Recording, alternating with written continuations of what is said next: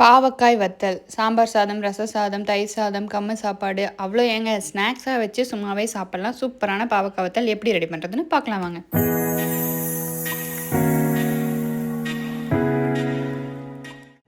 Hi hello, இதாங்க நம்ம தோட்டத்தில் இருக்க சூப்பரான ஃப்ரெஷ்ஷான நாட்டு பாவக்காய் செடி.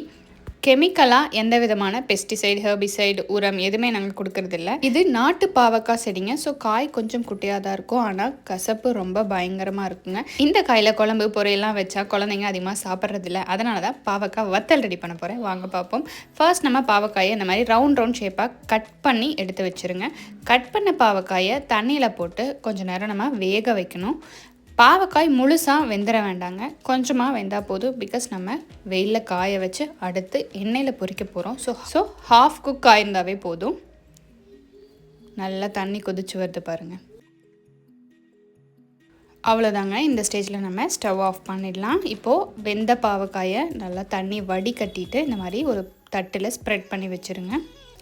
பாவக்காய் வெந்து நல்லா சாஃப்டாக இருக்கும். நம்ம எடுத்து தொட்டு பார்த்தோன்னாவே தெரியும். அவ்வளோதாங்க. இப்போது இதுக்கு தேவையான மசாலா பொருளை ஆட் பண்ணி தான் நம்ம வெயிலில் காய வைக்க போகிறோம். என்னென்னு பார்க்கலாம் வாங்க.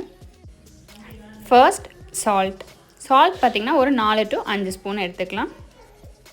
அடுத்து மிளகாய்த்தூள் 1 ஸ்பூன், மிளகாய்த்தூள் 1/2 ஸ்பூன், மஞ்சள் தூள் இருந்தால் போதும். இதை ஆட் பண்ணிவிட்டு நல்லா கலந்து விடுங்க. எல்லா பாவக்காயிலையும் இந்த மசாலா பொருட்கள் பட்டிருக்கணும், அந்த மாதிரி கலந்து விடுங்க. அவ்வளோதாங்க. நான் எல்லாத்தையும் நல்லா மிக்ஸ் பண்ணிட்டேன். இப்போது இதை 4 days நம்ம வெயிலில் வச்சு எடுக்க போகிறோம். Day 1, Day 2, Day 3, Day 4. அவ்வளோதாங்க. நல்லா காஞ்சு சுருங்கி வந்துருச்சு பாவக்காய். இதை ஒரு ஏர்டைட் கண்டெய்னரில் போட்டு ஸ்டோர் பண்ணி வச்சுக்கோங்க.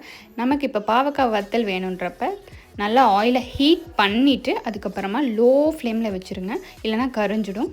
அவ்வளோதாங்க. இந்த மாதிரி ஒரு 4 to 5 பீஸ் போட்டோன்னா நம்ம ஃபர்ஸ்ட் கட் பண்ணும்போது என்ன சைஸில் இருந்துச்சோ பாவக்காய் அந்த மாதிரி நல்ல புஷ்ஷுன்னு பஃபியாகி வந்துடும்.